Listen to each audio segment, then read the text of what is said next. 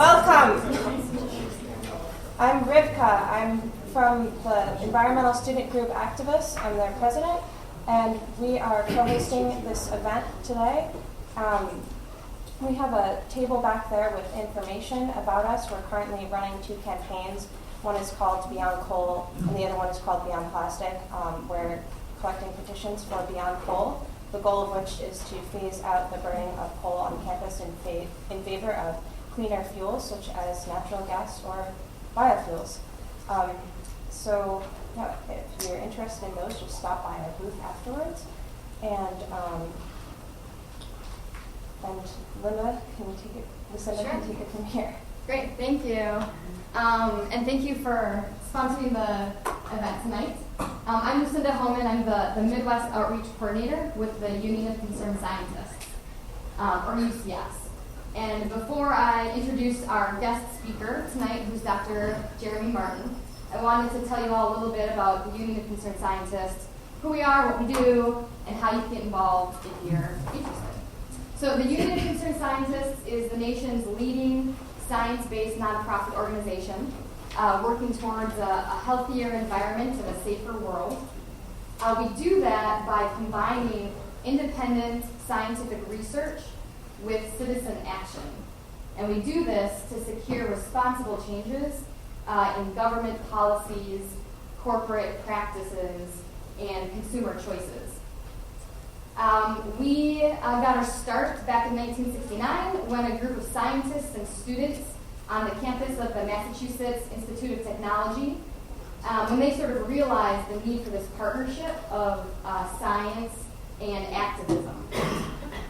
Since then, we have grown as an organization, we have broadened our focus, and today we work on the following issues: climate change, energy, transportation, global security, scientific integrity, and sustainable agriculture. Also, since that group of scientists and students on MIT campus got involved, that group has widely grown. So our network of scientists and concerned citizens is now more than 300,000 nationwide. And part of what we do is work with that network to make positive social change. So I wanted to let you know about 3 different ways that you can get involved with that network if you are interested. One is our science network. Our science network is an online email network designed for scientists. So anyone with or working towards an advanced degree, economists, scientists, public health professionals, engineers.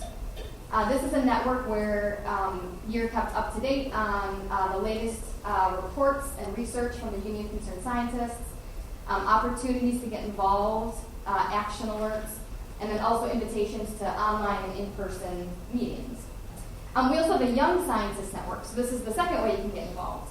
So realizing, right, that all of you, students of today, are the future leaders of tomorrow, it's really important, we feel it's really important that folks, even early in your career, realize the opportunities that you have to get involved and feel that your voices are just as important to be heard as well. So the Young Scientists Network is similar to our Science Network, where you can sign up for this online email network and get these updates and events that are geared towards your expertise. So this is for anybody that's a grad student, postdoc, recent graduate that's working towards science, economics, or engineering.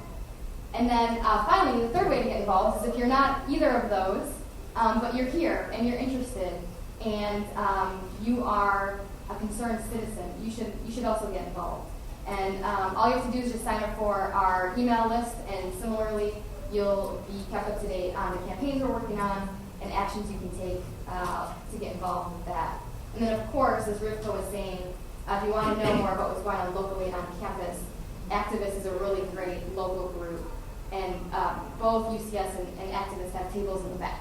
So if you are interested in more information or getting involved, you can sign up with us. So with that, on with the show. I want to introduce our guest speaker, who again is Dr. Jeremy Martin. here to talk about advanced biofuels and clean cars, how to cut our nation's oil dependence in half. As a senior scientist in the Union of Concerned Scientists Clean Vehicles program, Dr. Jeremy Martin evaluates the impact of biofuels and fuel policy. His most recent report for UCS, called the Billion Gallon Challenge, assesses the current state of our biofuels policy landscape and lays out a plan to get biofuels back on track. Dr. Martin is the author of more than 15 technical publications and 13 patents on topics ranging from biofuels life cycle accounting to semiconductor manufacturing. And his most recent peer-reviewed publication was cited in both the Environmental Protection Agency and the California Air Resources Board Biofuels Regulatory Analyses. Dr. Martin has a PhD in chemistry and a minor in chemical engineering from the California Institute of Technology. With that, I'm going to turn it over to Dr. Martin. Thank you. So I'm going to talk about biofuels and cars, but first I want to talk about this old phone I have here. This is the phone that was in my wife's house when she was growing up. So she, talked on it for endless hours with her girlfriends in middle school. So obviously it's a durable phone. These phones like these were around a long time. This is kind of the end of its era. This is a phone that was leased rather than purchased from the Bell Telephone Company before that monopoly was broken up. And as I said, phones like that have been around a long time. This is an earlier version of the same phone from 1937, and you see it looks quite similar. And even going back as far as 1919, when Alexander Graham Bell was still alive, you have these same the key features of the phone network. And the phone, you had a dial, so you could dial without an operator, a long-distance network, so you could call people all over the country. And this basic system worked for a lot of people for more than 50 years. I'm an experienced engineer, and I know the wisdom of the adage, if it ain't broke, don't fix it, right? So, so as I said, this kind of phone, these phones just worked for a long time, and they certainly worked for the shareholders of the Bell Telephone Company. So this is the phone that I use today. Obviously, this is a really different kind of device from the phone my wife grew up with. With a phone like this, I can check my email, I can read the newspaper. I can't control this. I should be able to control the presentation. Excuse me. Here we go. As I said, I can do all these things.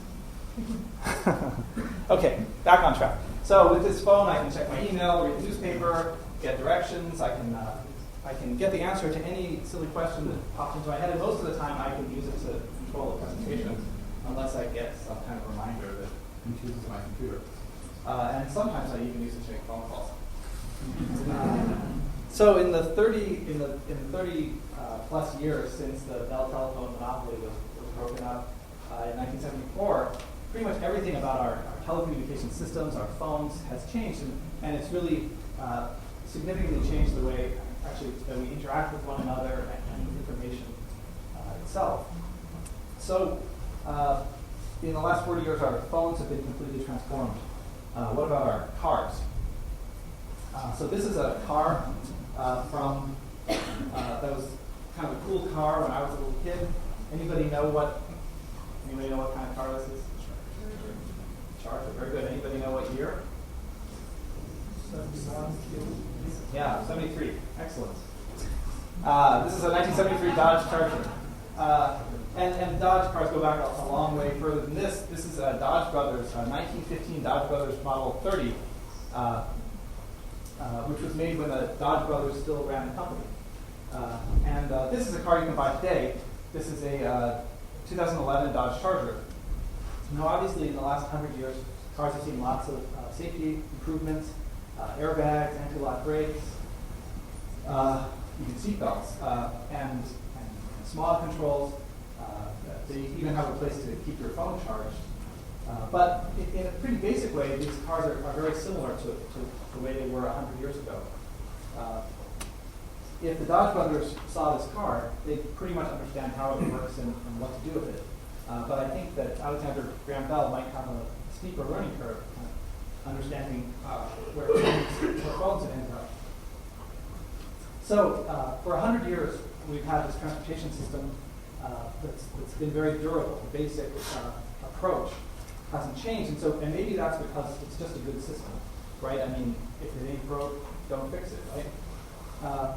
And so for about 100 years, we've had the system built on internal combustion engines and powered by oil, and maybe that's all right. The question is this working for you? Is the system working for you? For more than 100 years, the oil-powered transportation system has worked for lots of people. It's built the wealth of some of the richest people in American history. Like this is John D. Rockefeller, who took the Standard Oil Company and built the first true multinational corporation, and along the way became, by some measures, the richest man in the history of the world.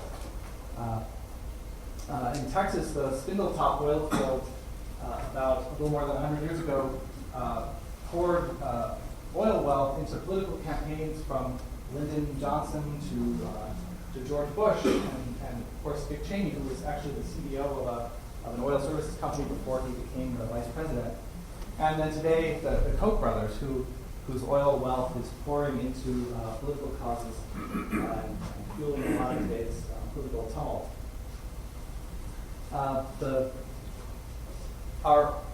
This system has also worked for other people outside the United States.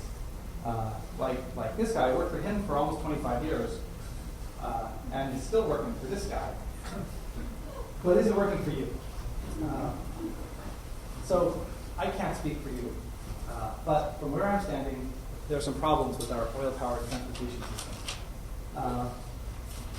Okay, let's go over the problems. So U.S. oil consumption has grown rapidly over the last few decades, and since about the 1970s, our consumption has exceeded domestic production, leading to increased reliance on imports, which now account for about half of the fuel we consume. By the 1970s, the political and economic consequences of this dependence on oil were starting to become clear as the Arab oil embargo caused lines of gas stations and economic and political havoc. And of course, there's the more personal pain that we all feel when we have to buy gas and the prices are really high. This gas prices nationally got to about $4 a gallon in 2008, and I was going to say it dropped considerably, but they're probably headed back up to kind of similar territory now. So oil prices have changed a lot over the last few years. They're quite volatile. And because we use so much oil, there's a really big impact on our economy. 5 out of the last 6 recessions have coincided with major oil price shocks. Now, economists will debate the causal relationship here, and certainly there's other factors than the price of oil that go into our economy, but what's clear is that when oil prices go up, everybody has less money to spend, and so that affects our economy and costs us jobs. According to the Federal Reserve, a $10 increase in the cost of a barrel of oil, that's about 25 cents a gallon at the pump, increases unemployment by about 0.1%. So in the last few months, we've seen about a $30 increase in the price of a barrel of oil. And so that accounts for something like 450,000 jobs. And to put that in perspective, that's all of the workers in Des Moines, Ames, and Iowa City combined. So since oil has such a big impact on our economy, it's important to know what it's going to cost for planning purposes. So the Department of Energy does a forecast of where they think oil prices will be in the future, which they use for all the other kind of economic forecasting. But of course, they recognize that it's very hard to predict what's going to happen. So they do three forecasts. They do the central forecast, a low oil price forecast, a high oil price forecast. And then, of course, nobody really knows what's going to happen. But now maybe we'll get lucky and we'll get these low oil prices in the future. But with so much of our economy riding on it, I'm not sure that that's a good bet. Anybody know where oil prices are today? Any guesses? What? Yeah, about $110. So I guess the low oil price forecast looks a little optimistic. So beyond our pocketbooks, our oil dependence exacts a price which is a little harder to measure, but of no less consequence. This is the Exxon Valdez, which ran aground in Alaska in 1989. The cleanup was expensive and ultimately inadequate to avoid serious damage to precious wild places and wildlife. And of course, more recently, the explosion and blowout at the Deepwater Horizon in the Gulf of Mexico showed us that as oil production and exploration moves further offshore, this was in water more than a mile deep, the risks to our environment get more severe. Americans consume 25% of the world's oil, and we have something like 2% of the proven reserves. We're just never going to drill our way to energy independence, and the harder we try, the higher the costs for the environment, and of course it's not just wildlife that suffers from these oil spills. Okay, this is the record of the Earth heating up over the last 100 years as increased fossil fuel use, both to power vehicles and other fuels for heat and electricity and this is part of this large body of evidence which proves beyond reasonable doubt that that we're changing our climate with our fossil fuel consumption. Now, what are relatively small changes in the average temperature have major impacts on other elements of our climate, and in particular, one of the clearest changes is the change in precipitation.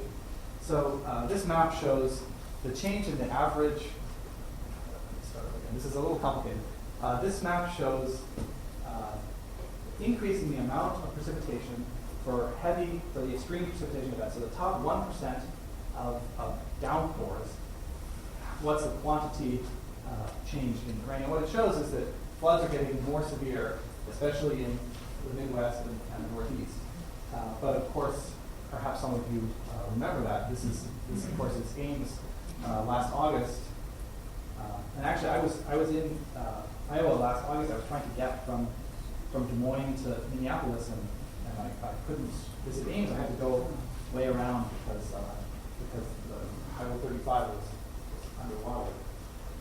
This is Cedar Rapids in 2008, and I was also in Cedar Rapids last summer, and of course things looked a lot better.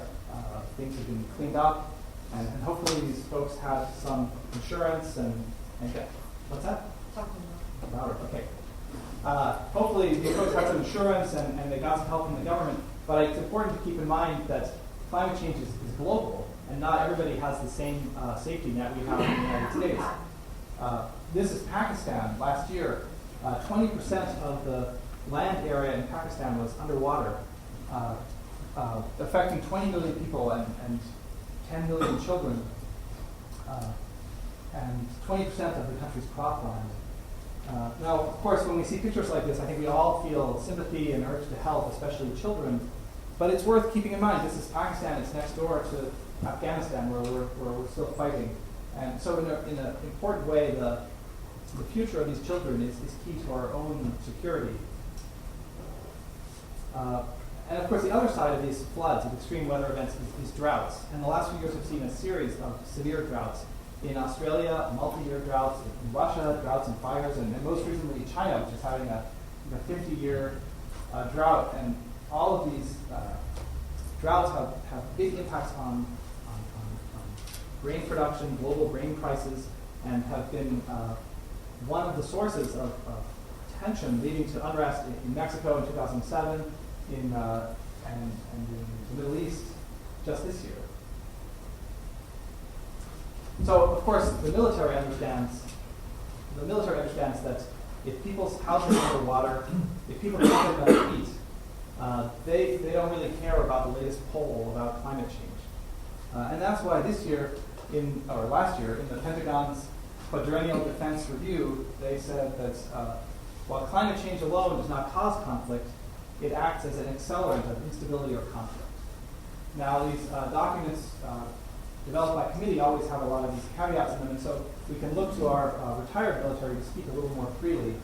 Like this is retired Vice Admiral Dennis V. McGinn, and he says that the fact that climate change will act as a threat multiplier in the most volatile regions of the world.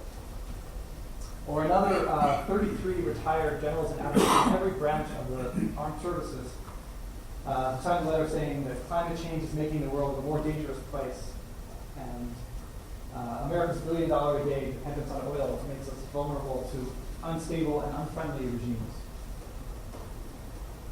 So, I don't know about you, but from where I'm standing, our dependence on oil threatens our economy, our environment, and our security.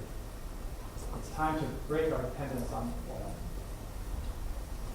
It's possible that I'm not the first person that you've heard make this observation.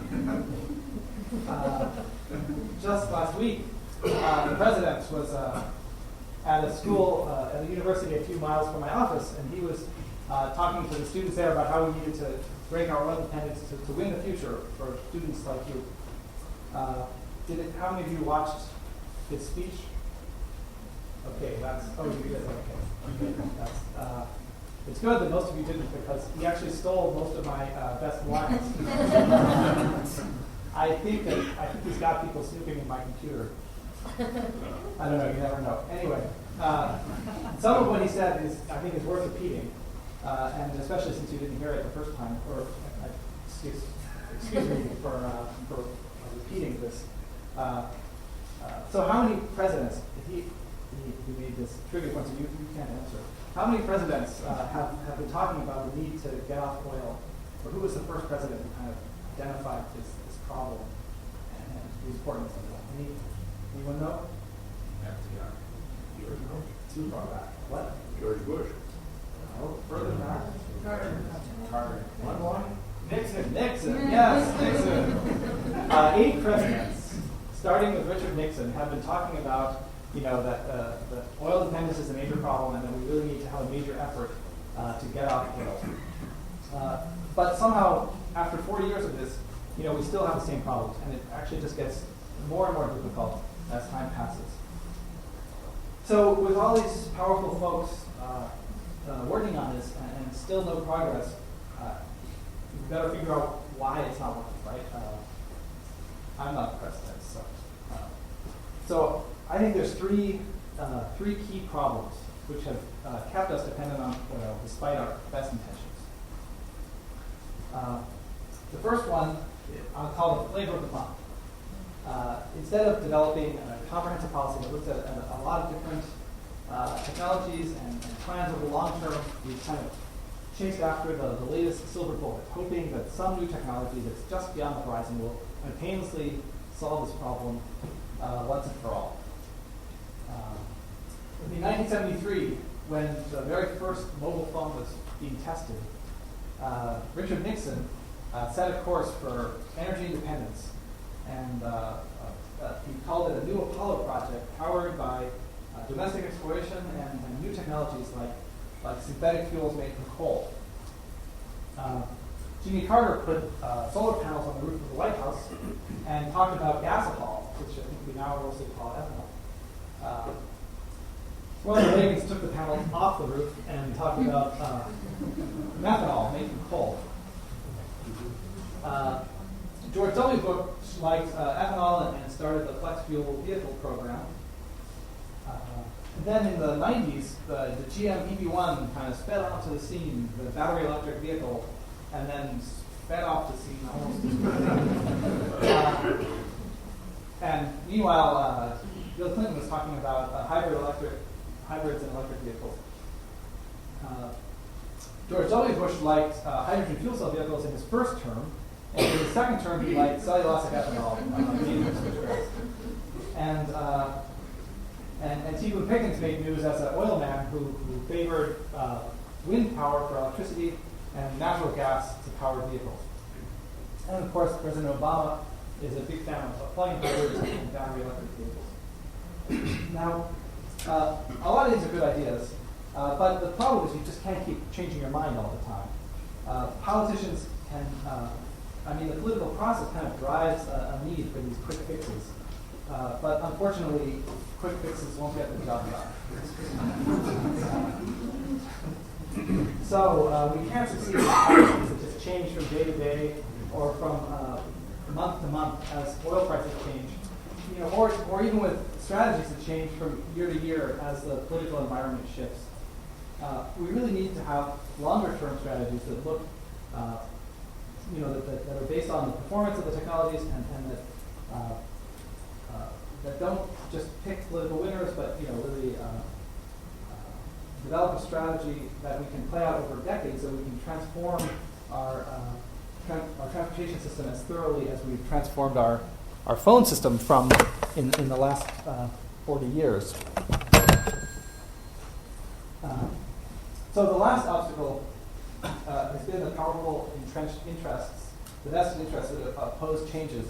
Since Teddy Roosevelt took on the trusts, including good old J.D. Rockefeller there of Standard Oil, to the breakup of the Bell telephone system, which somebody observed seems to be coming back together again right now, to the Koch brothers today, there are always going to be, of course, powerful vested interests fighting to preserve the status quo and use the money to make their voices heard. So, I don't know, maybe you think we're screwed. These obstacles, the short attention span, the focus on silver bullets, the vested interests, they've kept us from developing the clean energy technology we need to break our oil dependence and say we're more vulnerable than ever before. But obviously, I didn't come here just to be a downer. I think that we can do better than the oil-dependent path we're on. I don't think we need to keep forever dialing in a circle. I think we have the ingenuity to develop new technologies that can really move us into the future. And so my organization, Union of Concerned Scientists, we have a plan, a science-based plan to cut our oil dependence in half by 2030. Our plan, this is schematically our plan. I'm going to walk you through it. We think it will succeed because it builds on a diverse portfolio of oil-saving technologies. It's performance-based, it's technically feasible, and it tackles both climate change and oil dependence at the same time. So it starts with fuel economy, and that's, of course, just better vehicles that go further on a gallon of gas. But there's more to it than that. There's also biofuels, which can be made from a diverse set of crops and allow us to power our vehicles without using any oil at all. And then there's electricity, which replaces our 100-year-old internal combustion engine with more efficient electric motors and allows us, it opens the door to powering our vehicles with clean renewable fuels from wind and solar energy. Okay. But before I go any further, I want to acknowledge that the clean vehicles and biofuels and electricity aren't the whole story. There's a lot of things you can all do that don't involve getting any kind of a car. Bicycles, transit, building more pedestrian-friendly communities. These things can reduce the number of miles that we drive and be a big part of the solution. Now, this is not the area where my organization works. So I'm going to tell you how we can cut our oil dependence in half with those technologies, but with these additional measures, we can do even better. Okay, let's start with the fuel economy piece up here. So between the 1970s and and today, or not today, I'm sorry, between the 1970s and about 2005, the oil companies, the Congress stalled, the oil companies claimed that American consumers just didn't want more efficient vehicles. And so the fuel economy of cars stayed about the same. At UCS, we thought we had some good ideas. And in 2003, we put out this report explaining how using existing technologies you could improve the Ford Explorer. You could change it from getting 21 miles a gallon to 28 miles a gallon, just using, and this is still a nice, comfortable SUV, just using technologies they already have on the shelf. Now, there's a lot of little details here I'm sure you can't read, and don't get distracted by them. The point is that there are more than 10 different accessible, available technologies they could use to improve their vehicles to reduce oil use. Now, as you can imagine, Ford sent us a nice note, some candy, thanked us for our hard work. Actually, they weren't that impressed. And they told us UCS doesn't design vehicles for customers, and we do. And of course that's true. We were only telling them, what they already knew, the technology that they have. But a few years later, the price of oil went up dramatically.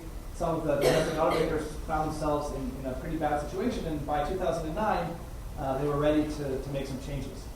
So the department, the EPA, the Department of Transportation, the automakers, sat down and figured out some sensible efficiency standards, things we had been arguing for almost 30 years. Finally, and with those changes, we have these new vehicles like the new Ford Explorer, which is more efficient, safer, more comfortable, and gets substantially better mileage. As my colleague David Friedman said, it wasn't that Detroit lacks the innovation; it's just that they lacked the resolve or the mandate to apply the technology that they already have. As Business Week magazine said, now the Ford Explorer team might as well be working off of UCS checklists. So that was amusing for us, as you can imagine. So because of the fuel economy standards that were passed a couple of years ago, the vehicle efficiency is going to improve from about 25 miles a gallon to 34 miles a gallon over the next 5 years. And that will reduce oil consumption by more than we presently import from Saudi Arabia and Kuwait combined. It will also save drivers $45 billion in 2020, even after paying for the cost of the upgrades to the vehicles. So these standards are making an important difference, but they only go for the next 5 years. So right now, to keep the momentum going, we need strong standards for the next round, which are being worked on right now and will cover through 2025.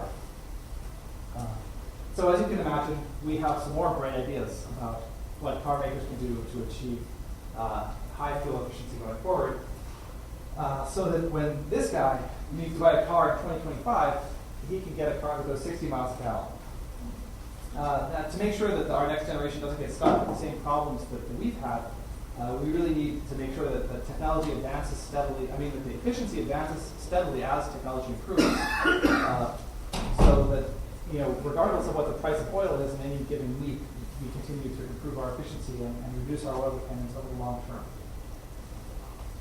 So, based on our analysis of what's possible with vehicle technology in that time frame, we think we can get to more than 60 miles a gallon and reduce our oil consumption as is shown here.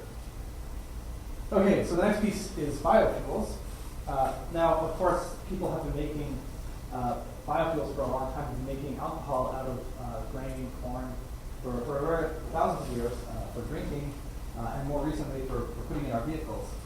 And to get a sense of exactly how much biofuel we're actually making now, I thought it would be helpful to put it in a different terminology. So on a per capita basis, the average American drinks about 1 pint of beer per day. I know that most of you don't drink anywhere near that, so there must be somebody somewhere else who's doing all that drinking. By comparison, last year we consumed about 13 billion gallons of ethanol in our cars. So that amounts to all of the alcohol that's in a case of beer That's per person per day in the United States. And just 4 years ago, that was it was just half that much. And 4 years before that, it was just a quarter. So obviously, that's a lot of alcohol, and it's a lot of corn. The last few years, corn ethanol production has grown to where it now consumes more than a third of the U.S. corn crop, and this relatively sudden increase in this new source of demand has added to already volatile crop prices, world crop prices that are volatile, as we discussed earlier, in the face of weather changes from climate change and rising demand. So there's only so much more of the corn crop that we can devote to making fuel before we start to have even more serious problems. So we're going to start to need to look at other sources.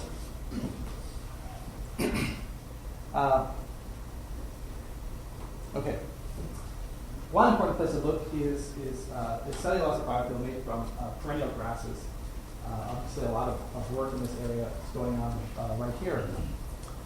Perennial grasses can be grown on land that's not suitable for food production, and that can allow us to continue to expand biofuel production without as much pressure on food markets. Cellulosic biofuels are also generally less polluting than conventional biofuels on a full, when you look at the full process involved in making the fuel. And these crops, these perennial crops, have some other advantages compared to corn, especially where water quality in agricultural watersheds is concerned.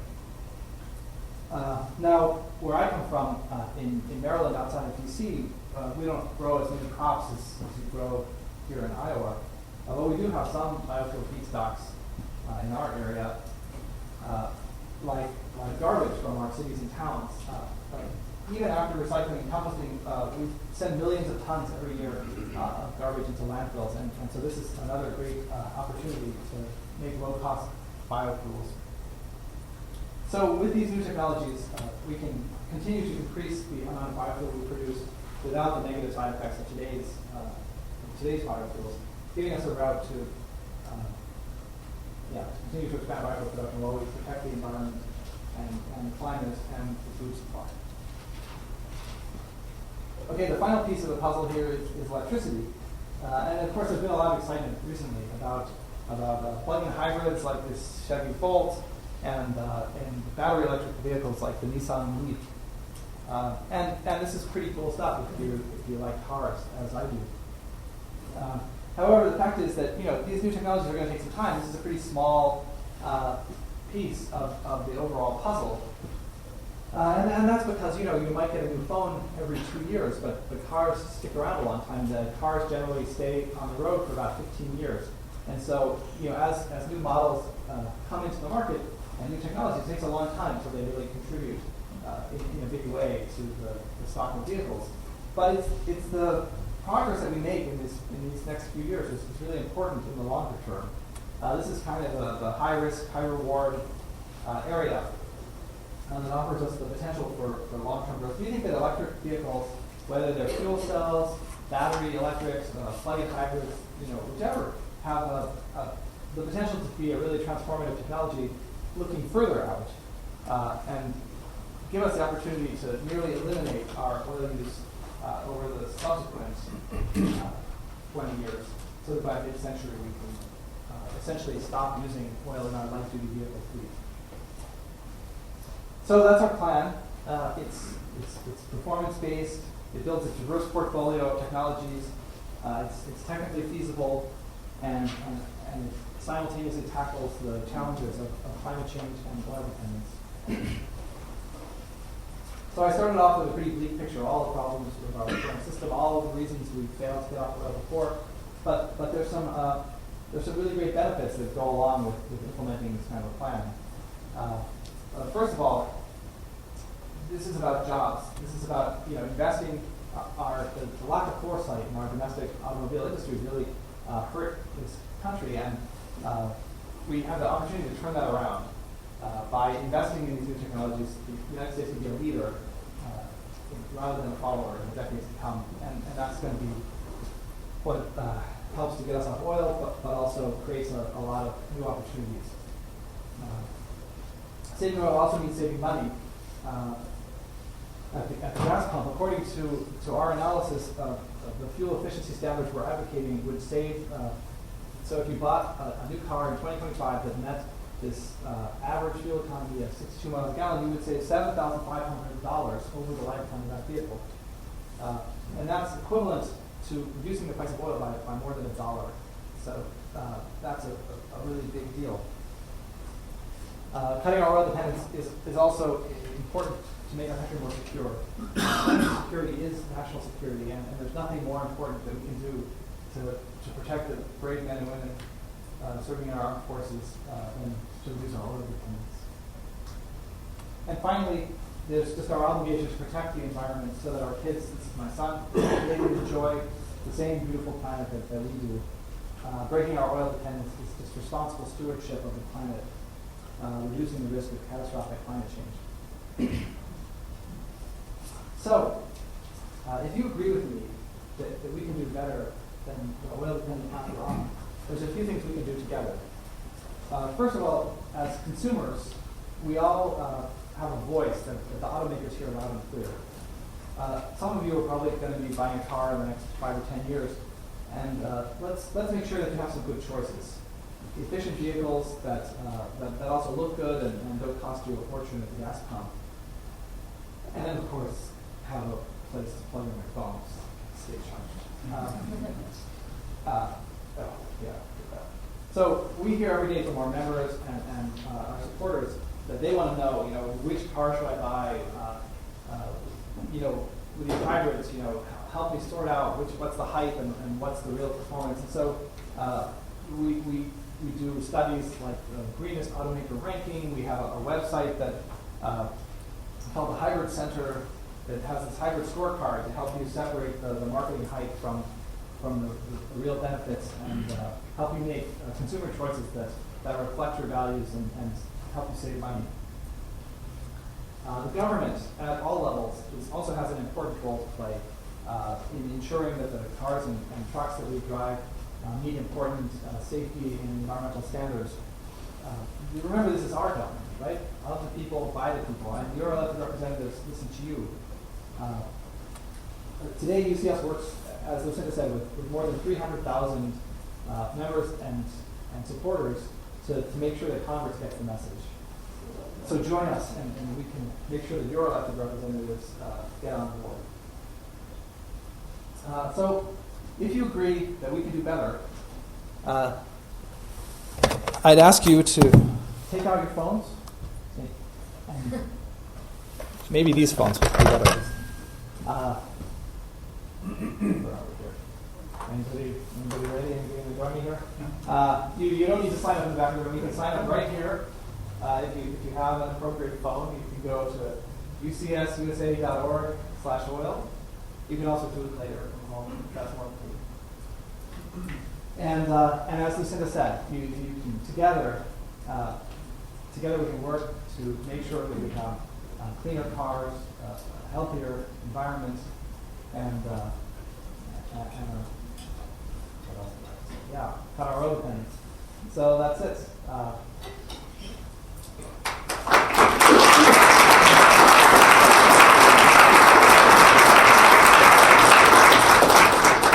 Great. So we have about 10 minutes for questions. So we'd like to just open up for a quick Q&A. Yep. I have 2 questions. Sure. Where do you stand on nuclear energy? It's 4 times asked, but I just switched green. Yeah. And how does Congress feel about this point right now?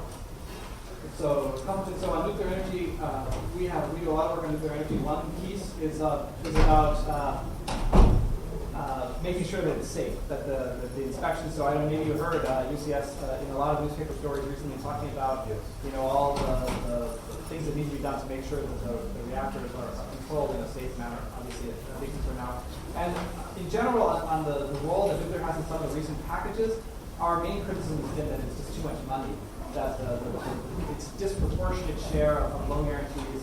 So we're not really anti-nuclear, but we're not really in favor of a lot of the proposals that have been put forward because it's just such a huge share of the money for next generation energy technologies just going to one source. And on the Congress, well, I mean, so President Obama's plan looked like this, except that he said he was going to cut oil imports, not use, by a third, instead of all oil use by half. So, we think, I think there is a lot of support for making moves in this direction, but it's not quite as strong as it could be. So that's what we can do together, is kind of give them a little push, or a big push. Other questions? Yep. Kind of along those same lines, given the debate that's going on in Washington right now, could you comment on the role of government policy and tax incentives in implementing this plan? Well, the fuel economy standards are exactly their standards, so they're not a tax question. I guess. Or subsidies, maybe. Well, for the fuel economy piece, which is, as you saw, a really big piece, that's a question of standards. So actually, there were just today there were a bunch of bills proposing to strip the EPA of the ability to implement these kinds of standards. Those all failed, so that was good news today.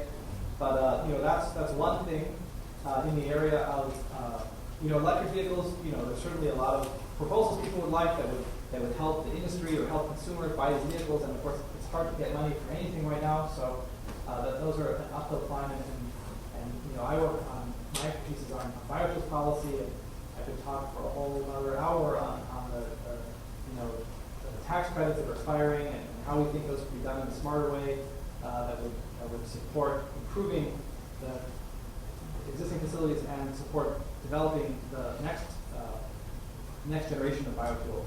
And so I'm happy to talk with people about that later. And I would just add to that I think policy at all levels, state level, federal level, does play a big role in this.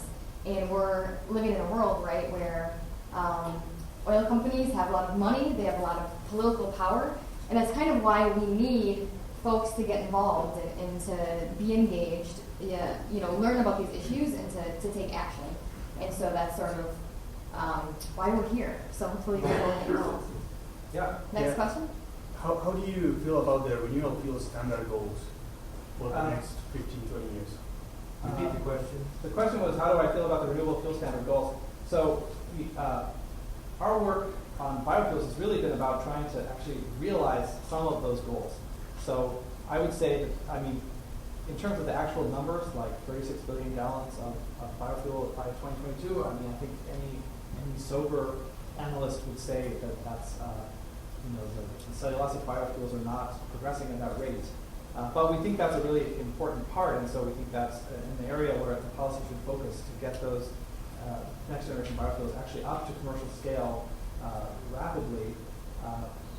And I guess I would say that I think when that policy was passed, there was also a hope that it could improve or reduce the pollution from the conventional biofuels as well by setting standards there. And the way things played out, it hasn't had that effect. And so actually that's why we proposed reforming the tax credit in such a way that we could try to achieve some of those original goals. But so in general, I think those goals remain relevant, but some adjustments are necessary to try to reach those goals. Yeah. When you anticipate the source of the electricity for the battery electric vehicles? Well, as I said, in the long term, we have the opportunity. Of course, it depends where you live. It depends on the arrangements behind it. But I will say that mostly natural gas, or natural gas, increasingly renewable energy. But most analysis says it's easier to reduce the carbon intensity of electricity than it is to reduce the carbon intensity of liquid fuels. And so I think that's the basic thinking about the desirability of putting some of the transportation onto the electric side, because there are good alternatives to lower the carbon. But of course, if you just, depending on where you live, you may get your electricity largely from coal.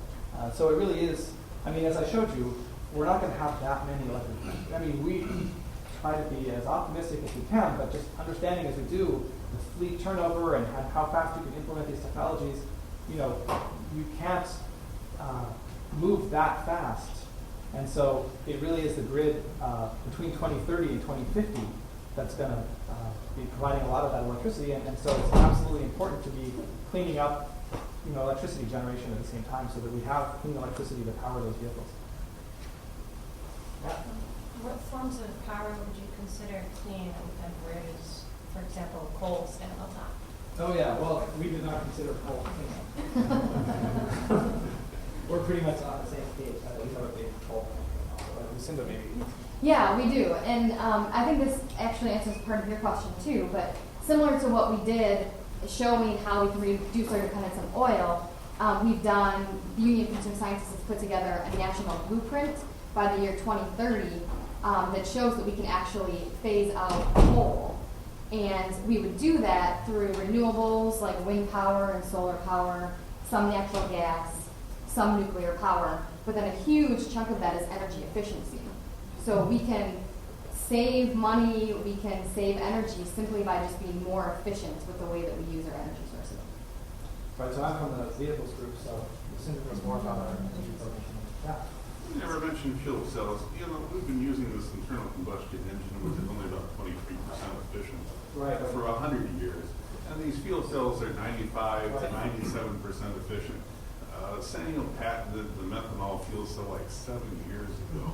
And I think Toshiba is the only one that got a license from Sanyo to produce the fuel cell, and they're making it for batteries to go into laptops rather than automobiles, which is what we should be doing.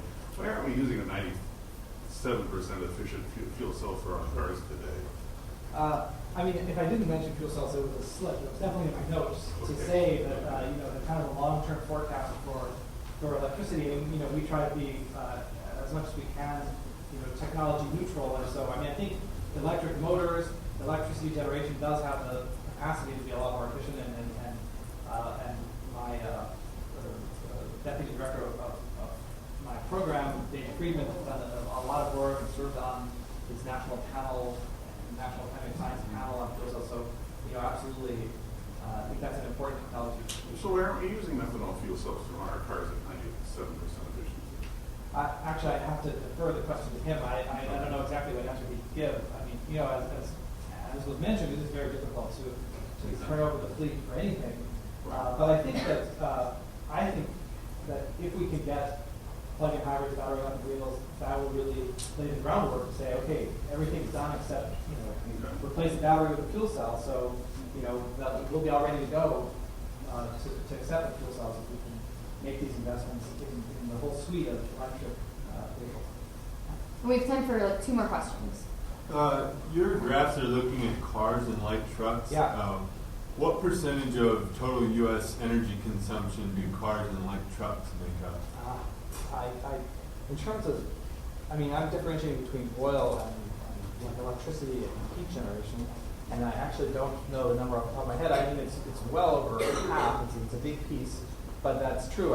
When we show the, and it's like I said about the smart growth and bikes and transit, it's just not the area that we've focused on. But even if we are able to remove petroleum use, there's still there are airplanes, there's ships. There's a lot of places where we may still, need. And actually, in our graph we're showing it. So I don't know the exact answer. Cars and light trucks are a really big piece. They're also a harder piece to change in some ways because they're controlled by individual consumers. All right, last question. You were speaking of growing energy crops on marginal land that so it doesn't compete with food. But the overwhelming bulk of that marginal land has already got native vegetation on it. So chopping it up to grow energy crops, there'd be an environmental impact. What do you think of that? Absolutely. There's questions about the, how the trade-offs associated with which land you use for growing crops is a really important area. I think that there are opportunities to produce bioenergy feedstocks that are that actually support better land uses than getting all of our bioenergy from annual crops, from corn in particular. But that's not to say that there's no trade-offs or no nothing that needs to be done. I'll say part of my thinking here, and the title of our report is the first billion gallons, is that getting from essentially no cellulosic biofuel up to a billion gallons. We'll put 10 or 20 commercial facilities across the country, and I think we'll have a much better sense. I mean, I've seen reports from different agricultural economists saying where is the land going to come from, what will it compete with, what will be the effect on crop prices. They mostly agree it's not going right where the corn is going. It's going somewhere else. But it probably won't be as rosy as the scenarios painted by some, and it probably won't be as bad as what some people are worried about. But I think when we've got that level of commercial production, we'll be able to have data and say what's working, what's not, what needs to be worked on. So to me, getting to that billion-gallon scale is really key to learning which technologies work, but also learning which biomass production pathways work economically and work environmentally. But it certainly needs to be a big focus to make that going forward. And I think also just the scale. I mean, the scale we have for biofuels didn't grow to 100 billion gallons a year. And that reflects some cautiousness on our part about, where is all that land going to come from, and what's it competing with, and what are the trade-offs. And so, I think, as we get more data, we can make smarter decisions. But for now, we're trying not to overpromise exactly what level of resources we can take from the environment without having really serious negative consequences. Great. So I just want to wrap us up by saying thank you so much for coming. If you still have questions and we weren't able to answer them, I think we'll be around for a couple of minutes, both Jeremy and I, and then also 2 other UCS experts are here as well. So from our Food and Environment program, we have an agriculture economist and a senior scientist there in the back of the room, Doug and Jeff. So if you have other questions, we're around to answer those. So those guys back there. And then just another reminder, so it takes the science and the research, but it also takes the citizen action. So if you do want to get involved, stop at the UCS table, sign up for one of our networks, the Science Network, the Young Scientist Network, or our email list. And then you can also stop by Rivka's groups and sign up for what's going on campus and some of the local campaigns. So thank you again for coming, and hopefully we'll talk to you all soon.